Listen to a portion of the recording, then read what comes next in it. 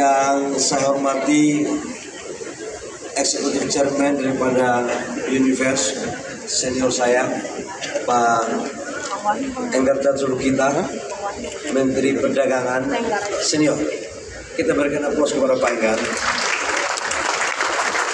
Yang saya hormati Direktur Utama daripada Universe, Pak Aryo Abdurrahman, dan Ketua Panitia Pak Jaka. Mana Pak Jaka ini? Jaka 3 hari lalu ketemu saya katanya tadi. Pak Saleh Hussein yang saya hormati sebagai Menteri Perindustrian senior, teman-teman dari semua pejabat yang ada di Kementerian SDM, Bapak Ibu semua yang saya hormati, yang mohon maaf saya tidak sebut persatu.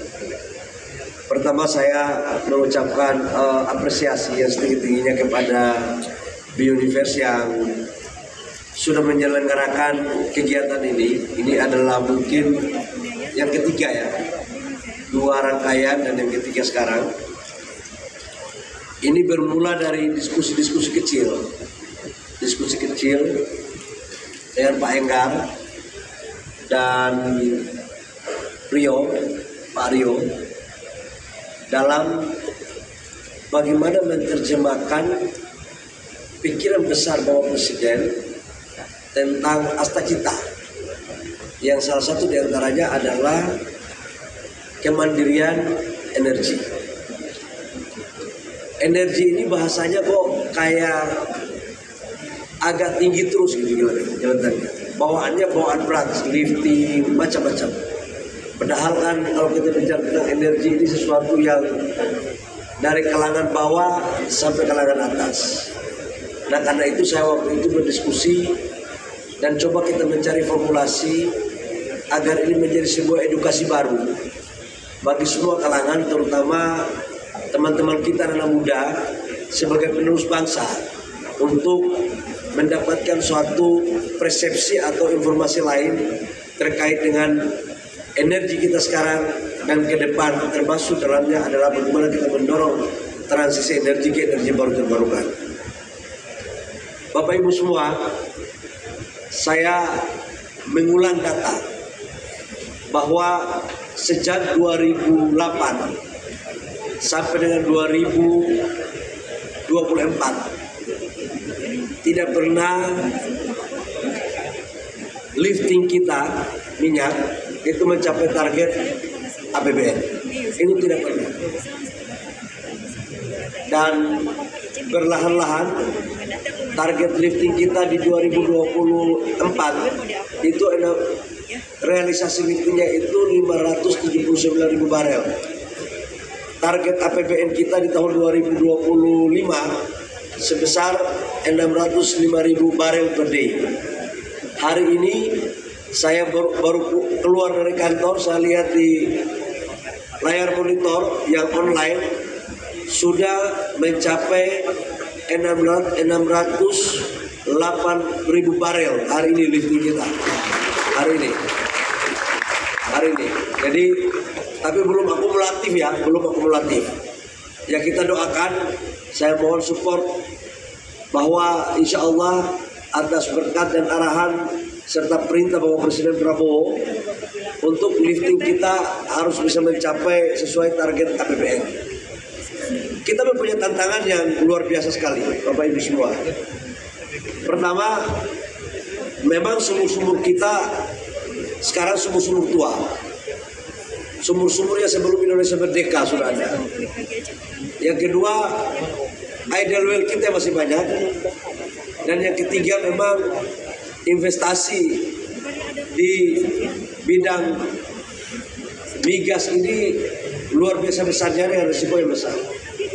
Tetapi kalau kita melihat dari upaya yang kita lakukan dengan K3S, dengan teman-teman pengusaha, tadi saya baru bisa bicara dengan CEO forum dari K3S di SKK Migas, rasanya sih ada secerca harapan untuk kita menuju pada perbaikan lifting untuk mencapai target apa yang disampaikan oleh Bapak Presiden 2029 sampai 2030 harus minimal kurang lebih sekitar 900 barel per day. Ini yang menjadi dorongan kita semua. Nah, di samping itu saya harus juga mengatakan bahwa tantangan kita adalah LPG. LPG kita sekarang konsumsi kurang lebih sekitar 8,5 juta ton per tahun. Kapasitas produksi kita tidak lebih dari 1,5 juta ton. Sekarang kita impor kurang lebih sekitar 6,5 sampai 7 juta ton per tahun. Ini adalah sebuah opportunity yang bagus kalau mampu kita memaksimalkan potensi-potensi yang ada. Mau tidak mau kita harus mendorong kepada sektor hilirisasi untuk melahirkan substitusi impor dari LPG ke DME, batu bara low kalori.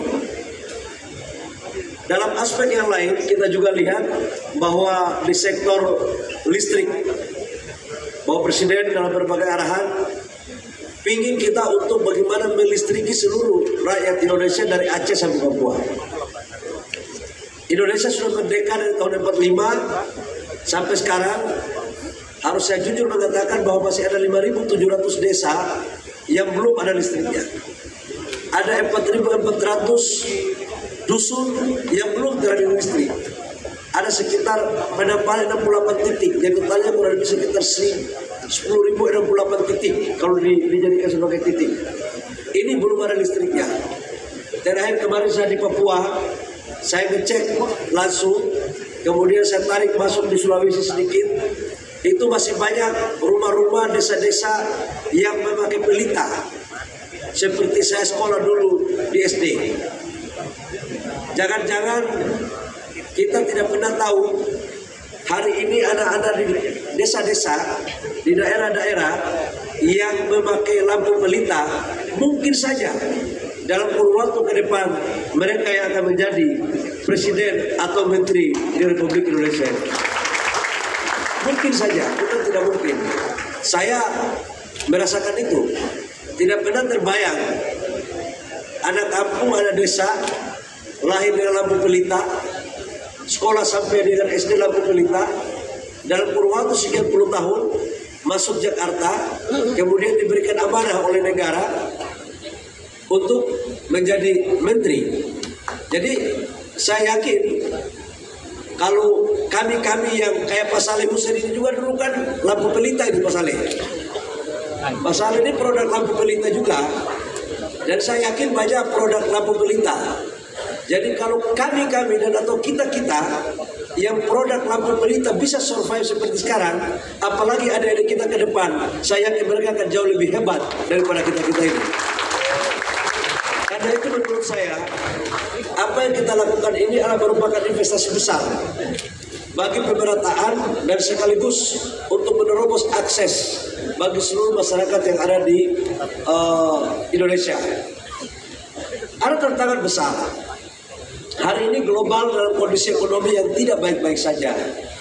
Geopolitik yang semakin hari semakin tidak menentu. Ketegangan Timur Tengah. Terjadi ketegangan di Eropa. Baru beberapa hari lalu kita menyaksikan ketegangan antara Thailand dengan Kamboja. Wallahu a'lam bishawab.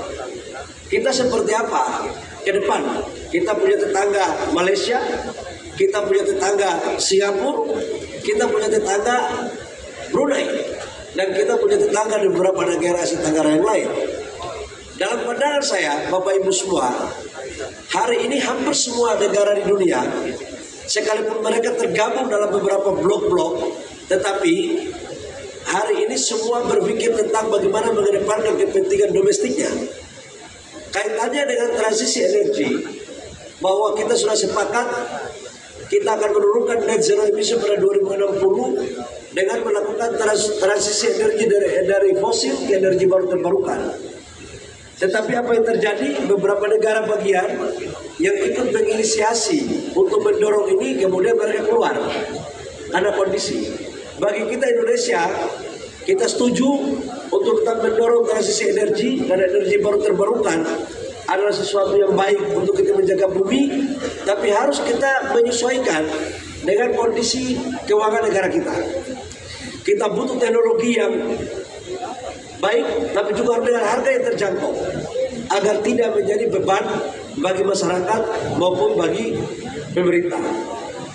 Nah, kaitannya dengan itu, kita di mineral batubara katakanlah, kalau kita bicara energi tidak hanya bicara tentang minyak atau gas, kita mempunyai cadangan yang cukup luar biasa batubara. Tapi PLTU sekarang kan selalu dikatakan bahwa itu energi yang kotor. Sudah banyak teknologi untuk menangkap carbon capture. Jadi PLTU ke depan, apabila tetap masih ada, kita akan dorong untuk membangun PLTU yang ramah lingkungan, yang bersih, dengan cara menangkap carbon capture-nya ke CO2-nya, yang tarik masuk di tempat-tempat yang sudah ada di negara kita.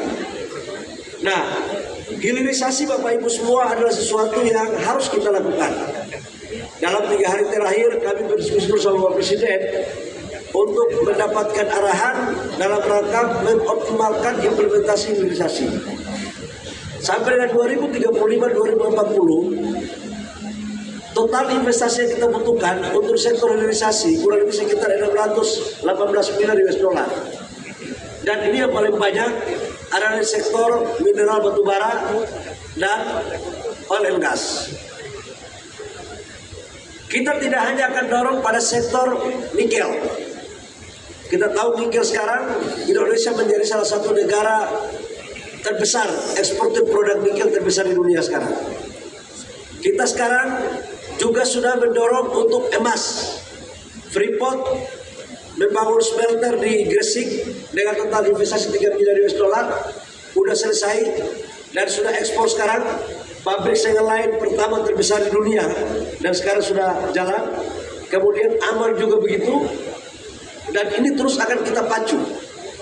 Kalau ini mampu kita lakukan dengan konsisten, dengan baik, maka yakinlah bahwa negara kita ke depan menjadi salah satu negara yang akan disegani terkait dengan program hilirisasi, industrialisasi. Sudah barang tentu ini untuk menciptakan lapangan pekerjaan bagi generasi muda, menciptakan kawasan-kawasan pertumbuhan ekonomi di daerah, dan juga sekaligus untuk meningkatkan pendapatan daerah dan pendapatan negara. Saya pikir hanya ini yang perlu saya sampaikan. Pak Enggar, selamat atas acara malam hari ini. Saya senang.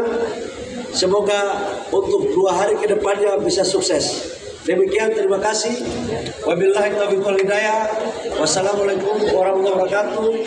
Om Santi Santi Santi Om Namo Buddhaya. Salam kebajikan. Terima kasih ucapkan kepada Bapak Balil Lahadapi atas sambutan dan arahan yang bagus banget. Tapi Bapak, kami mohon